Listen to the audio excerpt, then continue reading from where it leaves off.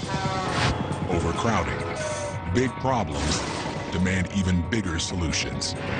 It's a new era for engineering. We can build our way out of anything.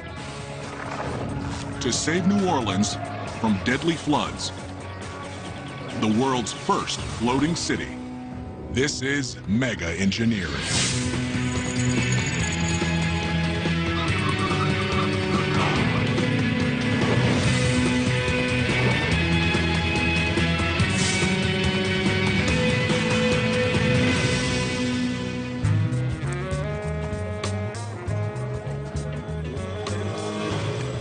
And it wouldn't be New Orleans if we didn't have a French Quarter. Here on New Bourbon Street, we've got one of the best ocean views in the city. Actually, it's all ocean views in this city.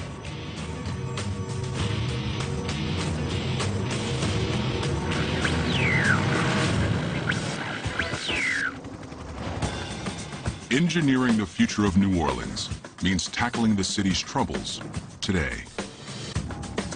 This historic city,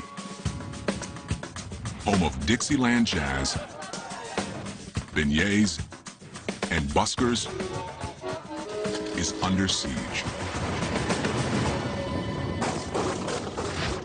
Increasingly, fierce hurricanes threaten to drown this jewel of the South. Over 150 years ago, this was America's richest city. But in recent years, devastating floods have brought the Big Easy to its knees. Situated at the bottom of a giant bowl-shaped geological depression, New Orleans is surrounded on all sides by water. Lake Pontchartrain to the north, Lake Borgne to the east, and the mighty Mississippi to the south. Global warming is increasing the number and ferocity of storms. Water levels have risen nearly a foot. And all the while, the city's weight is causing it to sink slowly into the wet Louisiana soil at the rate of an inch a year. When Hurricane Katrina hit the city in 2005, the storm surge submerged 80% of New Orleans. 200,000 people were left homeless, and 1,500 people lost their lives. The price tag for the damage was over $80 billion. Nearly 4 years later, New Orleans is still picking up the pieces and trying to answer one burning question. Can the city be saved? Over 160,000 citizens who evacuated during Katrina have never returned. But what if this broken community could be rebuilt with a radical engineering solution that would place the city above the water forever? That's the hope among the owners of new houses like these, who refuse to give up. Located in the lower 9th Ward, the worst hit part of the city, each house stands higher than Katrina's 8-foot floodline. Collins Foots is a New Orleans native of 40 years who is determined not to let another hurricane shake him. The way they build this house, it's supposed to can take 140 miles an hour wind. You got that storm-resistant glass on it, or the 2x4, whatever hit it, won't break it, you know? The main floor rests 8 feet above the ground, on piles driven 35 feet deep into the clay-like soil. This house, the way it's built, it'll be here for my great-grandchildren. Yes, indeed.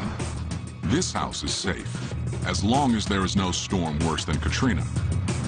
But if the next storm brings waters higher than the last, even this house will be underwater. The next time the next one hits, those buildings will not survive because structurally they're the same buildings that blew apart in the first place. They're just new versions of the old system. No matter what we do to defy nature or to create a wall against it, there's no way we'll resist the forces of nature.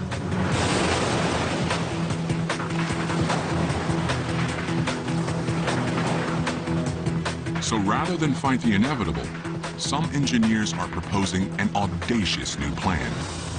Float the entire city. By cutting the cord with land, homeowners will always remain high and dry. And there are financial advantages. Collins Foot's house requires costly support piles driven deep into Louisiana's wet clay soil, as well as expensive storm-resistant glass and wood. Neither would be required in a new New Orleans, floating offshore from the old city, rising and falling with the water, no longer drowning beneath it. So in a way, we're asking nature, can we borrow the water and try this experiment with the hope that the conclusion of the experiment will make our relationship with nature that much better globally. It's not as crazy as it sounds. Technology has recently caught up to the idea. Advances in material science, nautical design, and maritime construction make a floating city possible. Can you build it? Yes, you can. Whatever it is, yes, you can build it. It's not a question of whether you can do it, it's a question of how you do it.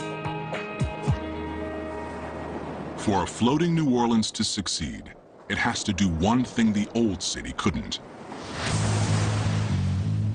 Survive a killer hurricane. To do that, designers will need to study Hurricane Katrina and the engineering failures that ensued. Until we learn the lessons from nature, we will continue to have buildings and environments that are devastated by natural disasters. And New Orleans is a perfect example of that.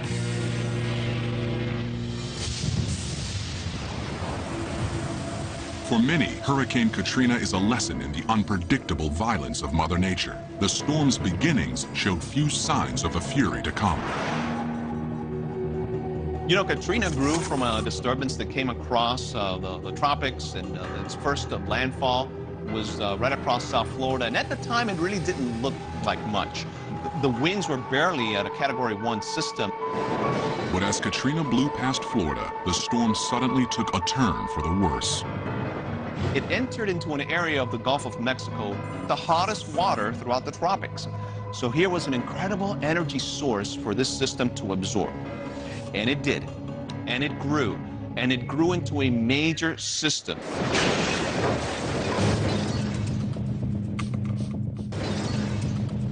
As the hurricane bore down on New Orleans, an evacuation call was made. Many fled, but others assumed the city's defenses, levees, flood walls, and canals would shield them as they had in previous storms. But this time was different. New Orleans could have survived Katrina's wind and rain, but it was Katrina's 30-foot-high storm surge that overwhelmed the city.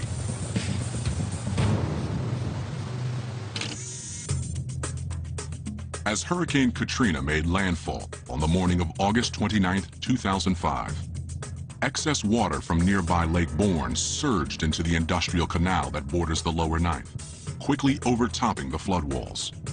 At the same time, a 15-foot-high storm surge from Lake Pontchartrain drove up the 17th Street and London Avenue canals, flooding the city. Altogether, 83 of New Orleans' levees failed.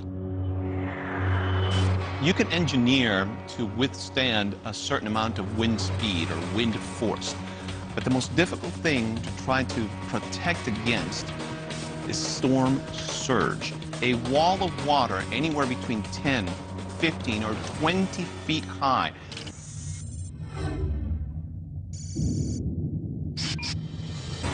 Oh, it was devastated after the storm, man. You couldn't even get in here. Never seen nothing like it. My house, it was pushed off the block, but it didn't tear them up. And the rest of them was gone. You didn't know what wasn't what, you know? Hope I don't have to go through nothing like that no more. Experts say a floating New Orleans would be the most effective way to neutralize the threat of storm surges. But engineering a floating city would be a daunting undertaking. The first critical problem is making the city float. The city's base must be designed to be both flexible enough to withstand turbulent waves and stable enough to support hundreds of buildings and hundreds of thousands of people. The city could initially be anchored near shore to tap into the resources of the old New Orleans. But the threat of storms and the lure of fertile fishing grounds could necessitate leaving the land behind altogether and floating out into the open sea, where it would need independent infrastructure to produce power, food, and water, and robust defenses to protect its people. It's going to be a long and complex process to go from what we have on the ocean right now, boats and ships, to a whole civilization out there, to multiple cities. I want to build something that's like America was at the beginning of the 20th century, where the best and the brightest and the hardest working people from all over the world say, I know if I can go here and work hard, I can make a new life for myself. And to do that, we have to bring the costs way, way down. We have to do clever engineering to take this harsh environment and make it so that people can live there. We must think a lot about modes of failure in order to avoid them. Clearly, if you're in the middle of the ocean and something breaks, you're in deep trouble. You can't just pull over at the next gas station and have some guy come out and fix it. You know, you might be 1,000 miles from the nearest gas station. The stakes are sky high. New Orleans cries out for a solution big enough to meet its problems. What's the logical starting point in engineering the world's first floating city? Cargo ships. The biggest vessels roving the world's oceans today. The cargo ship fleet hauls more than 2 billion tons of cargo a year. These ships are capable of shouldering more weight than any other waterborne vessel. And they've got a lot to teach the engineers of a floating New Orleans. Here at NASSCO Shipyard in San Diego, this 300,000-gallon supertanker is just a few months from completion. But tight deadlines are no problem, because a revolutionary new construction process makes it faster than ever to build these massive ships. Instead of building piece by piece, this ship is being constructed out of huge modules called grand blocks. This shipyard is possibly the world's biggest assembly line, with specialized teams working in parallel on multiple grand blocks, pre-outfitting them with plumbing, electric, and ventilation, producing house-sized sections that can be lifted and slotted into place. Modular building is the fastest way to go, and has led to an explosion in the epic size of cargo ships. The largest have lengths of over 1/4 mile and a carrying capacity of 156,000 metric tons. It seems amazing that a supertanker can ever keep afloat. But surprisingly, the key is the cargo ship's massive bulk. To carry so much weight, the ship must distribute it over as large an area as possible. In contrast, smaller boats don't carry heavy loads, so they require much less surface area on their undersides to stay afloat. But they pay a price for their small size in another area: lack of stability. Anybody who spent 5 minutes in a canoe with a paddle in one hand and a beer in another will work out really quickly what the effects of not enough stability is. The slightest shift in balance on a small boat can be enough to tip it over. But the massive size of long, wide cargo ships makes them super stable. If you've got, something that's 10 meters wide and 10 meters long and 0.1 of a meter deep, then your buoyancy is arranged over a huge area. So you can have all kinds of people running around on the top of it, and it's not going to make much difference in global terms to where the weight is, the center of gravity, because it's spread over a big area. That's key for a floating New Orleans, where the regular traffic of residents and constant new construction in the growing city would dramatically shift weight loads topside. If you have a long, wide structure, you can move your center of gravity around a lot without compromising the stability of your structure. The city's platform could be built from grand block-sized chunks, then assembled into a single massive structure. At NASSCO, it's this intricate choreography of assembly that's the real art in the process. That's because grand blocks don't have a standard size and shape. In effect, each block is a uniquely shaped puzzle piece. Putting them all together takes dozens of shipbuilders. And these two 300-ton cranes. Around the shipyard, they're known as the Sumos. Hank Howe is the man who tells them what to do. My name is Hank Howe, and I'm the superintendent of rigging here at National Steel and Shipbuilding. I run all the cranes, and I'm responsible for all the major block movements. Today, Hank is preparing for a critical lift, picking up and dropping this diesel engine into a 20 by 30-foot hole in the ship's stern. It's the heart of the entire ship, but only 8 ropes are needed to lift it. They're made from Kevlar, the same material used in bulletproof vests. Each rope can hold 50 tons. Hey, good morning. We've taken the stands off, so the weight should drop a little bit. So it'll be somewhere in the 260 to 275 range.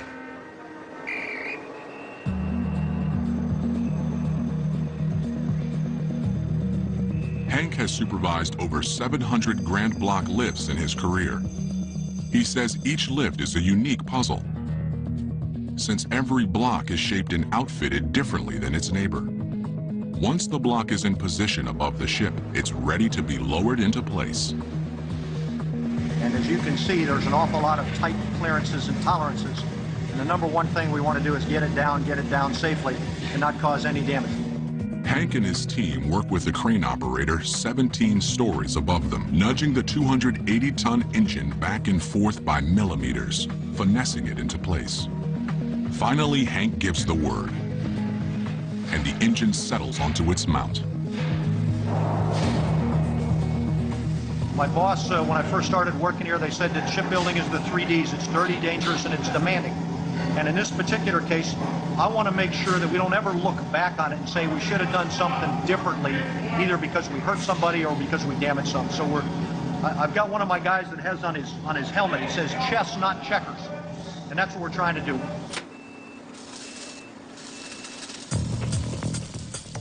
NASSCO has the art of shipbuilding down to a science. They produce more big ships every year than any other shipyard in the U.S., and a floating New Orleans could easily adopt their modular construction method.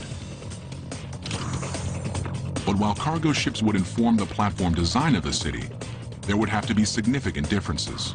Building a ship large enough to support an entire city would require too much steel.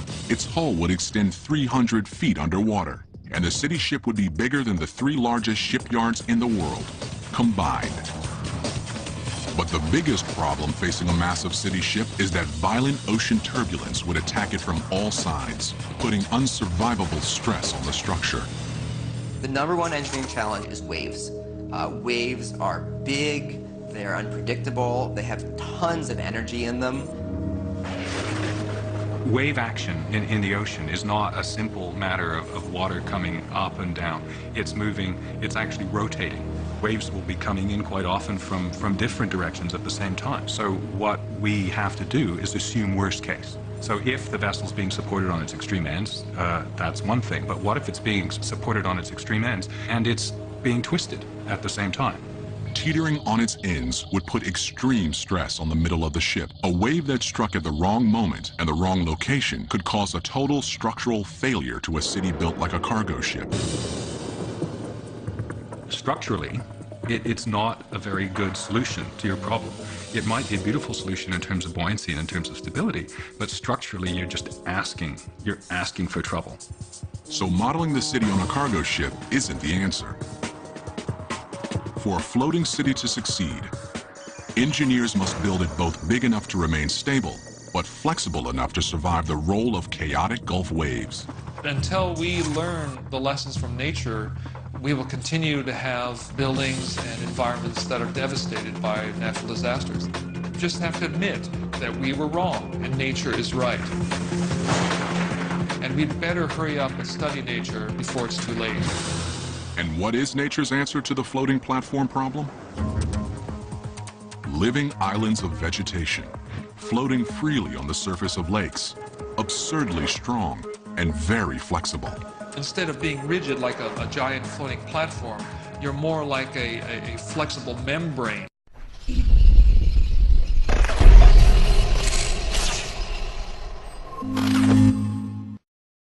So as the ocean waves pull and twist and push, the structural system is giving away to that. It flexes with it like a living organism.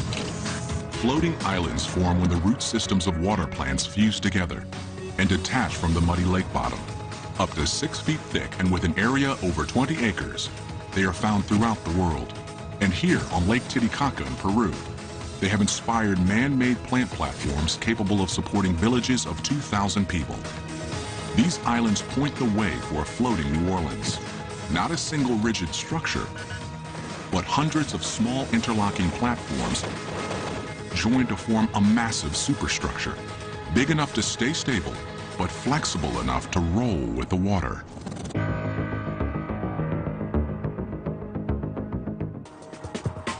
For a floating city to succeed, engineers must build it both big enough to remain stable, but flexible enough to survive the roll of chaotic Gulf waves.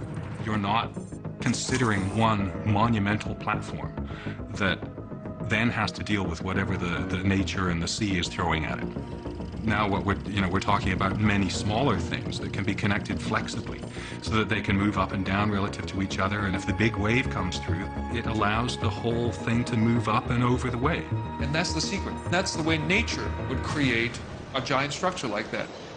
The same idea is getting traction in a country 5,000 miles away.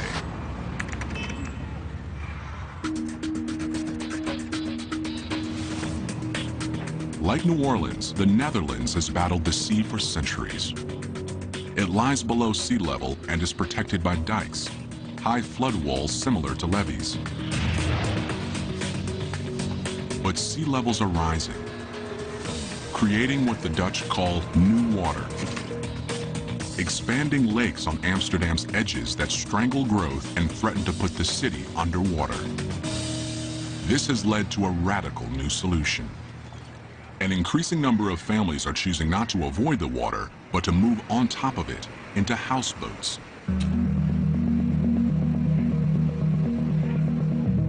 It's the only way to guarantee that your house will stay above water, and a cheap alternative in a city where new water is making land more and more expensive.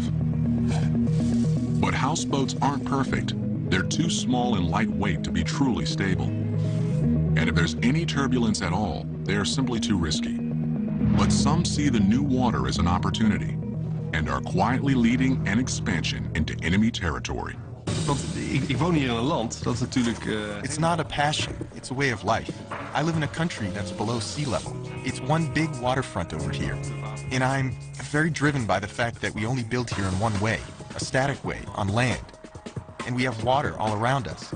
So I'm trying to build in a new way, and that's on water.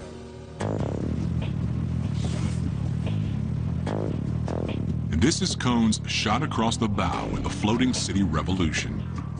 A two-story house where the first floor actually sits below the waterline. It's a design never before attempted in traditional houseboats, made possible by an innovative hull design.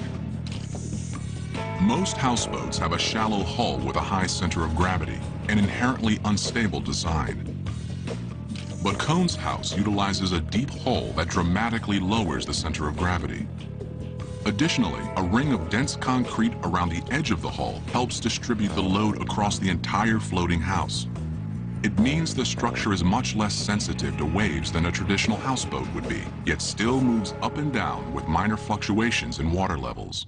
In the new New Orleans, deeper platforms under taller buildings would stabilize them, and ringing platforms with concrete would neutralize the shifting weights of the working city above. For Cohn, individual houses are only the beginning. Well, if you're talking about urban development, it's not only about housing. There's so many types of buildings you need to create a complete city, like hotels, churches. We don't only design these houses, but we try to design a complete toolbox of solutions that can be used to make a city on water. Cohn is making his grand plans a reality. In a new floating suburb currently under construction, Rolf Peters is Cohn's chief engineer. This development, for 300 houses in total, is the first and biggest development in floating houses in the world. So in this case, we have a lot of engineers and utility managers to have the best quality of floating houses, so we'll be ready for the future to have even bigger developments possible. Expansions like this are possible because the floating houses are cheaper to build than land-based houses. For one thing, they don't require driving piles 35 feet into the ground, like the raised houses in New Orleans. Als je hier in Nederland kijkt... Building on water is much easier than building on land. Holland is just one big swamp. It means all the soil is very soft, and building here takes a lot of effort by making all these piles into the ground. And then, even after 10 years, your house can start to go a little bit out of balance. On water, you only have to build a floating foundation. And if you can build a foundation a little bit larger than a houseboat, then you have a very stable platform on which you can build just about any house you'd like. Houses can be built quickly indoors and then floated into place. Here at ABC Arkenbouw, just outside Amsterdam, 22 floating houses are under construction. Each house begins in one of the factory's 10 working bays, called dry docks. As the underwater concrete hull is finished, construction begins on the house above, essentially fusing house and platform, making them strong and inseparable. Once finished, the house is floated out of the factory and into place. At 4 months a house, within 5 years, all 300 houses in Amsterdam will be finished, and the efficiencies of this production model would be even more pronounced in New Orleans. Thousands of buildings could be built in just a few years in a land-based factory, then floated out to the city and connected to each other. Standardized platforms fused with pre-built buildings mean the city would grow faster, expanding exponentially in all directions. And residents would be able to move into their ready-made floating homes immediately. After disasters, as we've seen after Katrina, people are more willing to accept new technology. These things will only be accepted after a big disaster. A floating New Orleans just offshore is within reach, but engineers want to go further and cut the cord from land entirely. That means finding a self-sustaining way to provide food, water, and electricity to the city's 300,000 people. No easy task, but not impossible. Since it floats, it could be possible for the entire city to change location at will. But while a mobile New Orleans presents new opportunities, it also presents sustainability challenges. Near land, New Orleans would be able to tap into the utility grid of the old city. But once unplugged from shore and on the move, the city would have to be able to draw its resources from the ocean. At the beginning, we're going to need to build things on land, import a lot of things from land. As the economies grow, as the cities get bigger and bigger, they can be more and more self-sufficient, more and more self-developing. The seeds of a truly self-sufficient floating city exist today on cruise ships. They have the job of keeping passengers cool, fed, and hydrated 24 hours a day in the middle of the ocean for a week at a time. The key to surviving comfortably in the middle of the ocean is power. Power drives every system on a cruise ship, from water supply to waste disposal. These diesel engines are the ship's power plant. They drive electrical generators that produce 11,500 kilowatts apiece each day. The power is split between two separate systems. 2/3 go to the ship's propulsion system, called azipods, and the rest is used to power all the other systems on the ship. New Orleans could produce and distribute energy the same way. Engines could power generators, pumping electricity into a power grid embedded in the floating platforms. But such a system would need to be 100 times larger.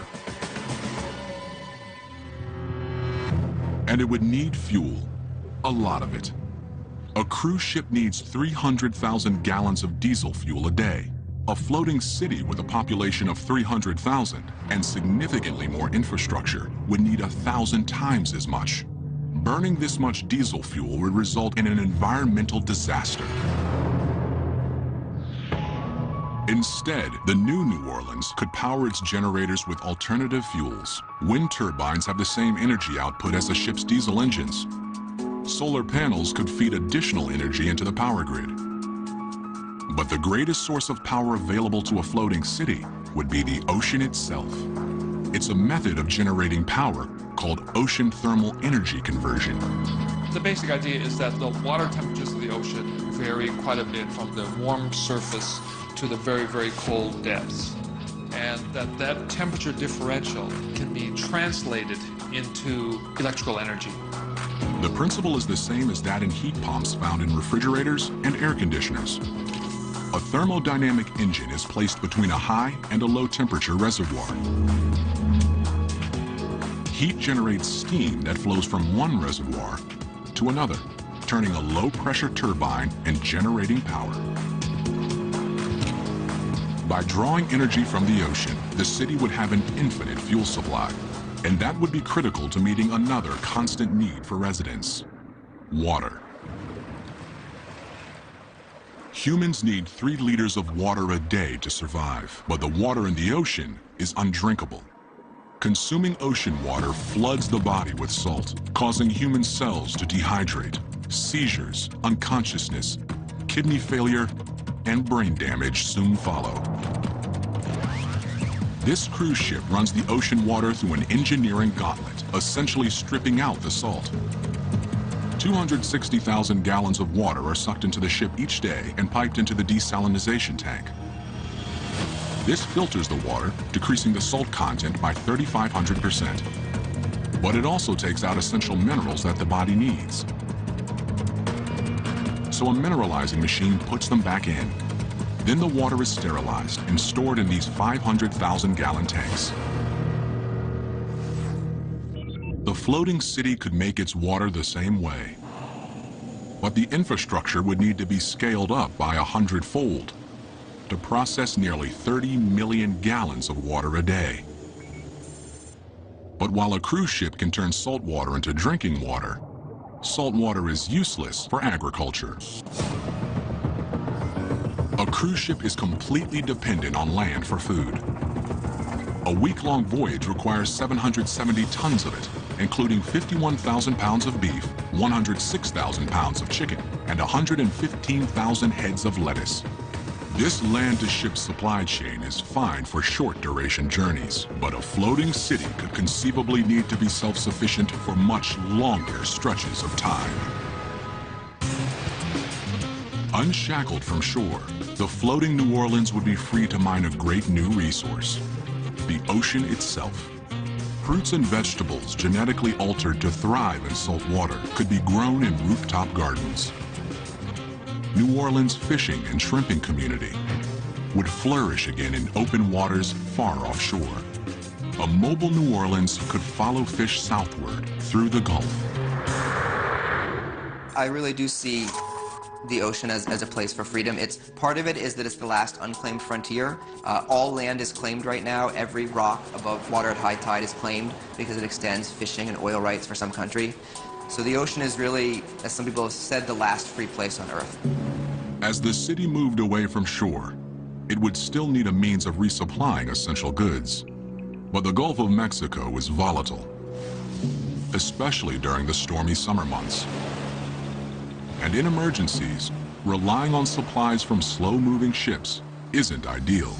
If there's a weather situation that prevents supply ships from bringing in reinforcements or food and things like that, that can be a very difficult time for people on the water. The city would need a lifeline in tough times. And these could be the engineering answer New Orleans is looking for. These could be the engineering answer New Orleans is looking for. They're called unmanned surface vessels, or USVs for short. The high seas are lawless. New Orleans would need robust defenses to counter the greatest man-made threat on the ocean today: pirates. A floating New Orleans would be an all-too-attractive target. As a first layer of defense, unmanned surface vessels would be the floating city's guard dog. In a floating city concept, the unmanned surface vehicle offers the ability to put humans out of harm's way and provide a capability to know where the threat is and execute against that threat. The fleet of USVs equipped with sonar would be able to type and track every craft in their vicinity and share information to patrol the waters around Navy ships. The USVs could repulse threats safely, miles away from the city. Today's threats that are emerging are faster, stronger, quicker, and these unmanned surface vehicles are geared to respond rapidly to those threats. But New Orleans won't have conquered all its demons until it passes a final test. Hurricane season.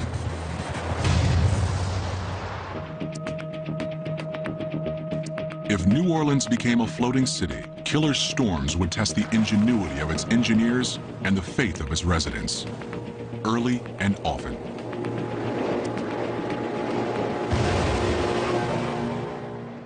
Imagine fishing season has led the floating city 300 miles from shore, and thousands of late summer tourists have flooded the French Quarter. 2,000 miles away, a tropical depression is forming off the coast of South America. It's assigned a name, Lolita. Hurricane season has finally begun.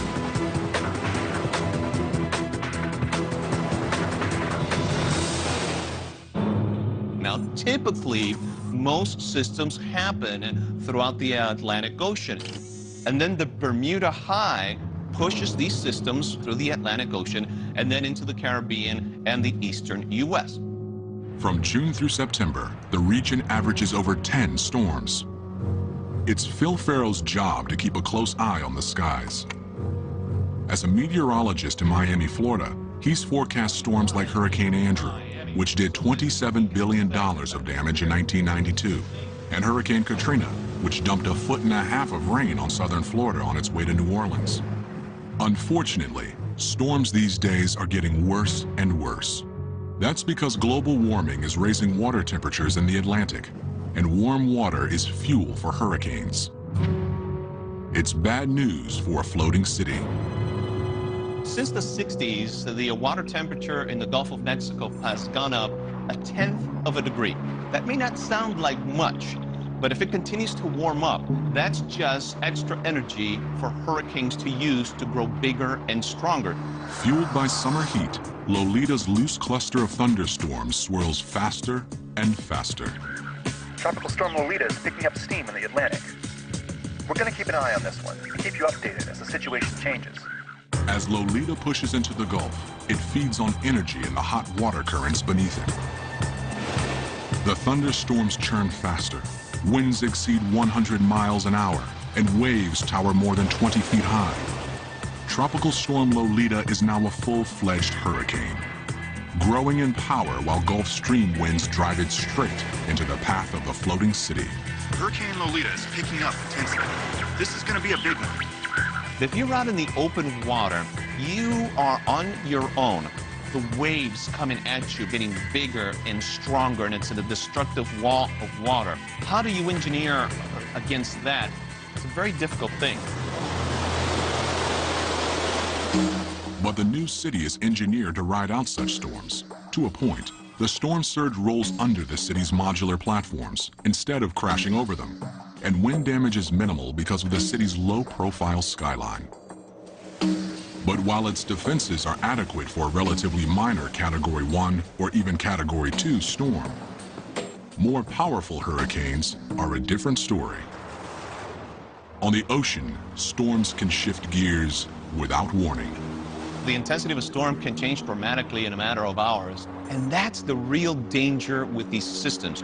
You can prepare for their arrival, it's just very difficult to prepare for their fury.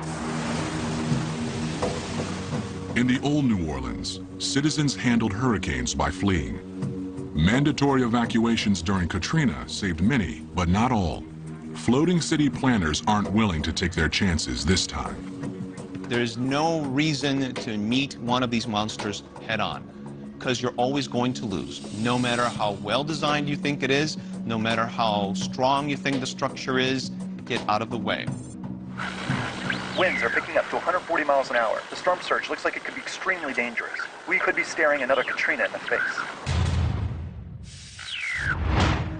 Evacuating 300,000 people via rescue ships or unmanned surface vessels would be unrealistic in the middle of stormy seas.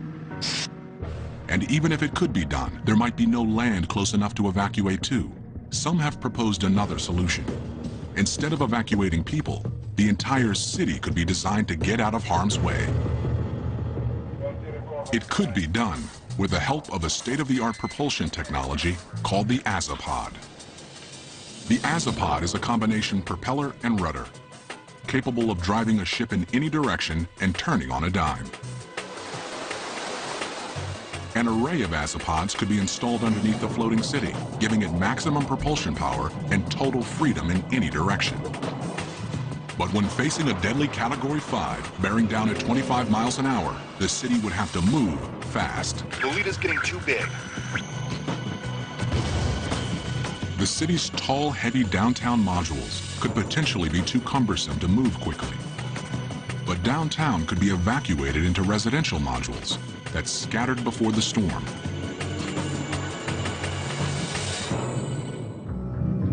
And could regroup miles away in calm waters. It's a project many say is impossible, even reckless. But a new New Orleans is not only possible, it may be essential. It's creating an experimental stage where we can take the most sensible technologies we have today and the most sensible social structures and say, okay, let's try this. A new New Orleans would be a beacon, drawing a scattered community back together and letting the proud city float above its troubles once and for all.